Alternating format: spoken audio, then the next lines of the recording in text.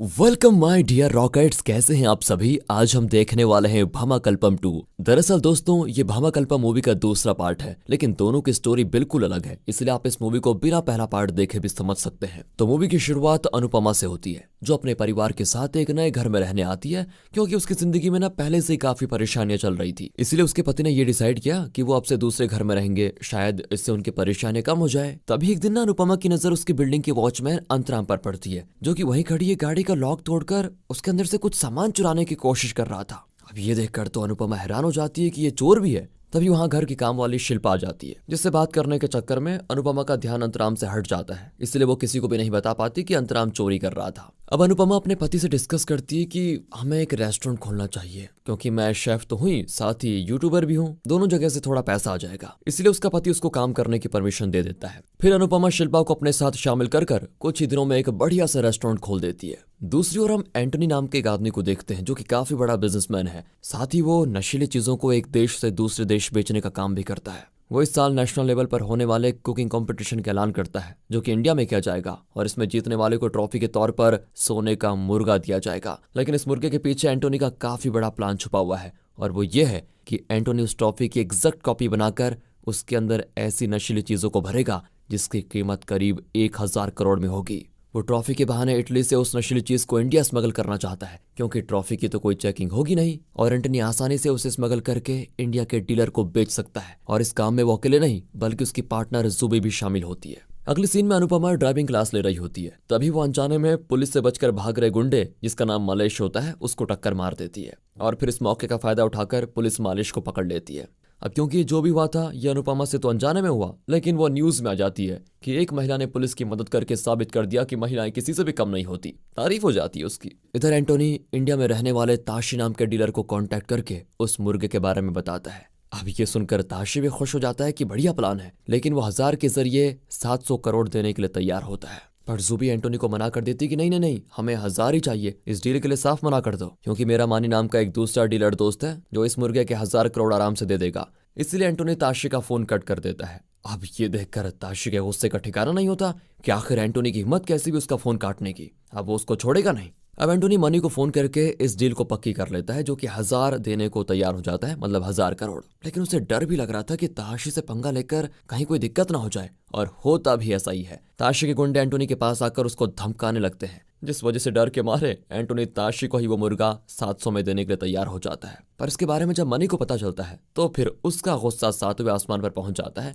और वो फोन करके धमकाते हुए कहता है कि अगर तुम्हें ये डील किसी और के साथ ही करनी थी तो फिर मुझे क्यों कहा, और जब मुझे कहा तो फिर किसी और के पास क्यों चले गए। इसका अंजाम तुम सोच भी नहीं सकते क्या होगा। अब ये सुनकर एंटोनी काफी डर जाता है कि अब तो दोनों तरफ से फंस गया, लेकिन जुबी उसको समझाती है, और तब उनके बीच होने वाली सारी बात वो गाड़ी का ड्राइवर सुन लेता है, जो कि नारकोटिक्स डिपार्टमेंट का ही खबरी था। इसलिए वो सारी बात अपने हेड को बता देता है। फिर ये सुनकर हेड अपने साथियों से कहता है, हमारे पास एक बेहतरीन मौका है इसके साथ एंटोनी और ताशी दोनों को पकड़ने का, और ऐसा मौका हम हाथ से जाने नहीं दे सकते। इस पर सारे लोग मान जाते हैं। वहीं उस डिपार्टमेंट में सदानंद नाम का एक आदमी भी मौजूद होता है, जो खुद को भी एक नारकोटिक्स ऑफिसर बताता है, पर एक्सीडेंट में उसका हाथ कट जाने की वजह से उसे किसी भी मिशन पर जाने नहीं दिया जाता। इस वजह से वो डिपार्टमेंट पर काफी ज्यादा गुस्सा होता है कि एक ऑफिसर होने के बावजूद भी मेरी कोई पहचान नहीं है। इसलिए वो खुद ही एक प्लान बनाना शुरू कर देता है कि अब मैं ही उस मुर्गे को चुराऊंगा, ताकि उसको बेचकर अच्छे पैसे कमा पाऊं, और फिर देश को छोड़कर हमेशा के लिए चला जाऊंगा। अब अगले सीन में मालेश अनुपमा को फोन पर धमकाते हुए कहता है कि तुमने मुझे पकड़वा कर अच्छा नहीं किया, अब मैं तुम्हारे बेटे को भी नहीं छोड़ूंगा, मुझे पता है वो कौन से स्कूल में पढ़ता है। अब ये सुनकर अनुपमा घबरा जाती है कि कहीं कोई गड़बड़ ना हो जाए। तब शिल्पा उसको सुझाव देती है कि तुम्हें पुलिस में कंप्लेंट करनी चाहिए, पर अनुपमा नहीं चाहती कि ये सारी बातें उसके पति को पता चले, वरना वो काफी परेशान हो जाएंगे। इसलिए शिल्पा उससे कहती है कि तो एक काम करो, पास की गली में सदानंद नाम का एक नारकोटिक ऑफिसर रहता है, अगर तुम उससे बात करो तो हो सकता है वो बिना कंप्लेंट के ही मालिश को धमका दे, जिसके बाद शायद वो तुम्हारे बेटे को परेशान नहीं करेगा। अनुपमा को भी ये चीज सही लगती है, इसीलिए वो सदानंद के पास जाकर उसको सारी बात बताती है। अब सदानंद कहता है कि अपना फोन यहीं छोड़कर जाओ, अगर मालिश ने दोबारा फोन किया तो मैं उसकी लोकेशन ट्रेस करके उसको पकड़ लूंगा। इसलिए अनुपमा अपना फोन सदानंद को देकर चली जाती है। अगले दिन अनुपमा जब अपने रेस्टोरेंट आती है तो उसे वहां के फ्रिज में मालिश की बॉडी दिखाई देती है, और ये देखकर वो और शिल्पा दोनों हैरान रह जाते हैं। तब वहां सदानंद आता है। वो अनुपमा से कहता है कि मैंने तुम्हारे फोन से खुद को मैसेज किया कि बिना कंप्लेन के मालिश को मार दो, इसलिए मैंने मालिश को मार डाला। अब यही चीज मैं पुलिस को बताऊंगा कि तुमने मुझे मैसेज किया कि मालिश को मार दो। इससे हम दोनों हत्या के अपराध में जेल जाएंगे। लेकिन अगर तुम ऐसा नहीं चाहती तो तुम्हें मेरा एक काम करना होगा। मैं जानता हूँ तुम एंटोनी के होने वाले उस कुकिंग कंपटीशन का हिस्सा बनने वाली हो, तो मुझे उस कंपटीशन से एक खास चीज चुरानी है, और अगर तुमने मेरा साथ दिया तो मैं तुम्हें पुलिस से बचा लूंगा और अच्छे पैसे भी दूंगा, वरना सोच लो तुम्हें हमेशा परिवार से दूर उस जेल में सड़ना होगा। फैसला तुम्हारा है, बताओ क्या चाहती हो तुम। मैं कल तक का समय देता हूँ तुम्हें सोचने के लिए। कल इसी समय दोबारा आऊंगा और तब मुझे तुम्हें अपना फैसला बताना ही पड़ेगा। अब ये सुनकर तो अनुपमा फिर परेशान हो जाती है कि इस सदानंद से मिली क्यों, वो आखिर फिर फंस गई। अगले दिन सदानंद को अपना फैसला सुनाती है कि हाँ, मैं इस चोरी में तुम्हारा साथ देने के लिए तैयार हूँ, क्योंकि मैं अपने परिवार से दूर नहीं रह सकती। अब ये सुनकर सदानंद भी खुश हो जाता है और अकरम और शुक्ला नाम के 2 अपने साथियों को वहां पर बुलाता है, जिससे 4 लोगों की एक टीम बन जाती है जो उस मुर्गे को चुराने के काम आएगी। फिर वो सभी मिलकर प्लान बनाते हैं और ये तय करते हैं कि शुक्ला और अकरम गार्ड बनकर होटल के अंदर के सारे कैमरों की जानकारी निकालेंगे कि कौन सा कैमरा किस एंगल को रिकॉर्ड करता है और कौन सा गार्ड किस टाइम पर कहाँ ड्यूटी करता है। तो वहीं होटल के बाहर की फोटोज और जानकारी निकालने का काम अनुपमा और शिल्पा करेंगे। अब नारकोटिक्स डिपार्टमेंट में जितनी भी जानकारियां होटल और एंटनी के बारे में मिलती हैं, सदानंद उन सब की फोटोज ले लेता है ताकि प्लान को एग्जीक्यूट करने में आसानी हो, क्योंकि जिस होटल के बारे में वो इतनी जानकारियां निकाल रहे हैं उसी होटल के ऊपर एंटोनी का पेंट हाउस बना हुआ है, जिसके अंदर एक वॉल्ट है और उसी के अंदर उस मुर्गे को रखा गया है। लेकिन पेंट हाउस के अंदर जाने के लिए फिंगरप्रिंट लॉक लगा है, जो कि सिर्फ एंटोनी या फिर जुबी के फिंगरप्रिंट से ही खुलेगा। अगले सीन में अकरम एक हिडन कैमरा पेंट हाउस के सफाई करने वाली जो महिला होती है उसके सामान के अंदर छुपा देता है, और जैसे ही वो महिला पेंट हाउस के अंदर जाती है, अकरम उस कैमरे की मदद से पूरे पेंट हाउस को अच्छे से देख लेता है कि वहां का क्या सिस्टम है, कितने कैमरा लगे हैं, कौन कौन से सेंसर वगैरह सब कुछ। तब उन्हें पता चलता है कि जो भी कैमरा और सेंसर वहां लगे हैं वो सभी वाईफाई से कनेक्ट हैं। अगर नेटवर्क जैमर का इस्तेमाल किया जाए तो आसानी से उस पेंट हाउस के अंदर जाया जा सकता है। अब ये जानकर सभी बड़े खुश हो जाते हैं। अब उस हिडन कैमरा ने जो वॉल्ट रिकॉर्ड किया था उसी का डुप्लीकेट वॉल्ट सदानंद अपने दोस्त से मंगवाता है और उस पर अनुपमा और शुक्ला को प्रैक्टिस करने को कहता है ताकि 4 मिनट के अंदर वो उस वॉल्ट को खोल पाए।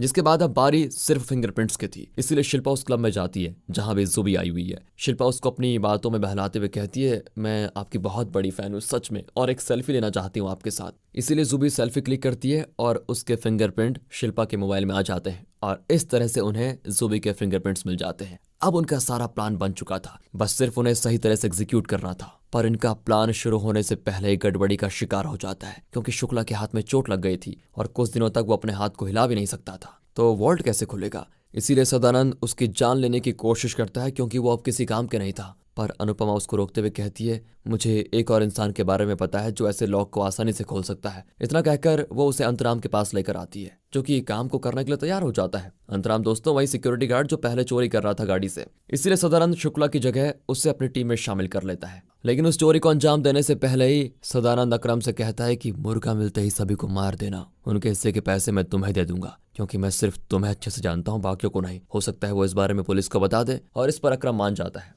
अगले दिन होता है कंपटीशन, जिस दिन यहाँ उनको प्लान अंजाम देना है। तभी वहां जाने से पहले अनुपमा सदानंद को एक रिमोट कंट्रोल कार देते हुए कहती है कि अगर प्लान में कोई भी गड़बड़ी हुई और पुलिस ने मुझे पकड़ लिया तो ये गाड़ी मेरे बेटे को दे देना, क्योंकि मैंने उससे वादा किया था कि उसे रिमोट कंट्रोल कार दूंगी। अब अनुपमा और बाकी कंपटीशन के लिए जाते हैं होटल, जहां वो और शिल्पा कंपटीशन खेलेंगे। तो वहीं अंतराम होटल के पीछे जो क्रेन खड़ी होती है उसकी मदद से पेंट हाउस के अंदर जाएगा और अकरम कंट्रोल रूम में रहकर सिक्योरिटी पर ध्यान देगा। और जैसे अनुपमा को दूसरे कमरे में जाना होगा तो वो कुछ सेकंड्स के लिए लाइट्स या फिर लिफ्ट वगैरह बंद कर देगा, ताकि वो गार्ड्स अनुपमा को न देख सके और वो आसानी से पेंट हाउस में चली जाए। और अब कंपटीशन होता है शुरू। अनुपमा अपने हाथ में कट लगा लेती है और बैंड वगैरह करने के बाद चली जाती है। और अभी शिल्पा कंपटीशन में होती है, जिसे अनुपमा एयरबड के जरिए गाइड करती रहेगी। जिसके बाद अनुपमा होटल स्टाफ का कपड़ा पहन लेती है और स्टाफ मैनेजर को बातों में बहलाकर उसके पास से होटल के सारे कमरे का एक्सेस कार्ड ले लेती है। जिसके बाद वो पेंट हाउस की तरफ बढ़ना शुरू करती है, जहां रास्ते में वो कैमरास पर बलून रख देती है ताकि कोई भी उसको देख ना पाए। तो वहीं रेस्टोरेंट में बैठा सदानंद इन सभी की हरकतों पर नजर रखते हुए उन्हें गाइड कर रहा होता है। इधर अनुपमा को दिखाते हैं जो होटल के उस कमरे में आ जाती है जहां से होटल खत्म और पेंट हाउस जाने का रास्ता शुरू होता है। लेकिन अभी भी एंटोनी के कमरे तक जाने के लिए उसे लिफ्ट से ऊपर जाना होगा। तो वहीं अंतराम को क्रेन बाजू वाले कमरे में उतार देती है। इसीलिए अनुपमा टेबल टॉप को बीच में रखकर बालकनी से अंतराम को इस कमरे में ले लेती है।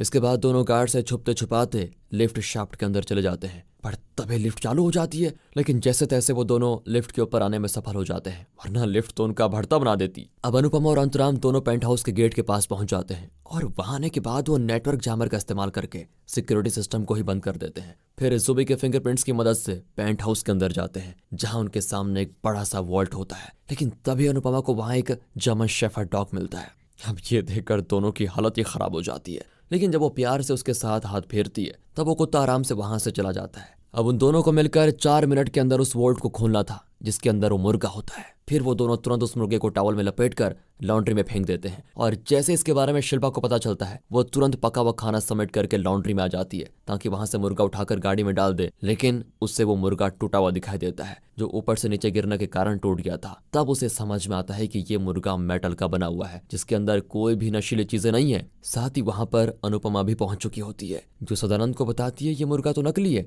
हमारी सारी मेहनत बर्बाद हो गई क्या। सदानंद कहता है कि इसका मतलब असली मुर्गा अभी स्टेज पर है, इसलिए वो अनुपमा को वो स्टेज वाला मुर्गा चुराने को कहता है। और जब वो इसके लिए मना करती है तो वो धमकाते हुए कहता है कि मैं अभी तुम्हारे रेस्टोरेंट में बैठा हूँ और मेरे पास एक बॉम्ब है जिसे मैं डेटोनेट करते ही सारे लोगों की जान ले सकता हूँ। फिर अनुपमा घबरा जाती है और स्टेज वाला मुर्गा चुराने के लिए मान जाती है। अब स्टेज पर जब डांस चल रहा होता है तभी अनुपमा अकरम को लाइट बंद करने का इशारा करती है और जैसे ही लाइट बंद होती है अनुपमा स्टेज से उस नशे वाले मुर्गे को बदलकर मेटल वाला वहां पर रख देती है। लेकिन तभी वहां पर नारकोटिक्स डिपार्टमेंट के लोग आकर एंटोनी और ताशी को पकड़ लेते हैं क्योंकि वो दोनों यहाँ उसी मुर्गे की डील के लिए आए थे। लेकिन अब वहां मनी भी आ जाता है जिसके आने के बाद जुबी एंटोनी पर ही गन तान देती है क्योंकि वो मनी के साथ मिलकर एंटोनी को धोखा दे रही थी। उसका प्लान था कि नशे वाला मुर्गा जैसे ही विनर ले जाएगा वो मनी के साथ उसे छीन लेगी और जब ताशी को नकली मुर्गा मिलेगा तो वो एंटोनी की जान ले लेगा, इसीलिए उसने वॉल्ट का मुर्गा बदल दिया था। अब ये देखकर एंटोनी तो हैरान ही रह जाता है,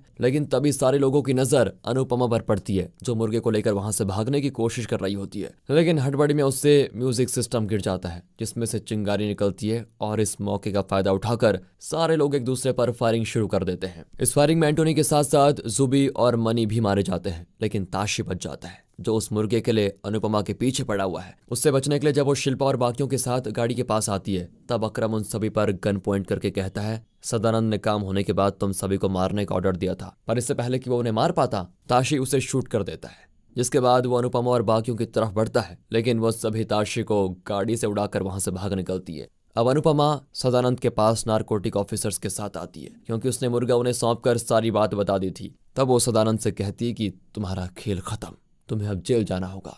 सदानंद कहता है कि मेरे खिलाफ सबूत कहां से लाओगी। तब अनुपमा अपना मास्टर प्लान बताती है कि जो रिमोट कंट्रोल कार मैंने तुम्हें दी थी उसके अंदर एक हिडन कैमरा लगा दिया था जिसकी वजह से तुम्हारा सारा प्लान उसमें रिकॉर्ड हो गया और ये रिकॉर्डिंग काफी है तुम्हें जेल भेजने के लिए। ये देखकर तो सदानंद के पैरों तले जमीन खिसक जाती है। जिसको वो साधारण सी घर की हाउसवाइफ समझ रहा था वो बहुत शातिर निकली। इसके बाद ऑफिसर्स सदानंद को वहां से लेकर जाते हैं और अब मूवी के आखिर सीन में अनुपमा के पास काफी बड़े शेफ आता है जो उससे कहता है कंपटीशन तो वहां हुई दुर्घटना की वजह से पूरा नहीं हो पाया, लेकिन उसमें जो तुमने डिश का आइडिया शिल्पा को दिया वो माइंड ब्लोइंग था, इसलिए मैं तुम्हें यूरोप के सबसे बड़े रेस्टोरेंट का हेड शेफ बनाना चाहता हूँ। ये सुनकर अनुपमा की तो खुशी का ठिकाना ही नहीं होता, पर तभी उसे रॉ एजेंसी से फोन आता है और वहां का हेड अनुपमा से कहता है तुमने बदमाशों को पकड़वाने के लिए काफी बढ़िया प्लान बनाया था, इसलिए मैं तुम्हें रॉ का एक सीक्रेट एजेंट बनाना चाहता हूँ। अब ये सुनकर अनुपमा कंफ्यूज हो जाती है कि वो किसको हाँ कहे किसको ना, और इसी हैप्पी एंडिंग के साथ दोस्तों ये मूवी हो जाती है खत्म। वैसे किसको हाँ बोलना चाहिए था उसे कमेंट करके बताइएगा। मिलते हैं ऐसी बेहतरीन मूवीज के साथ, तब तक के लिए गुड बाय, ख्याल रखें अपना एंड फाइनली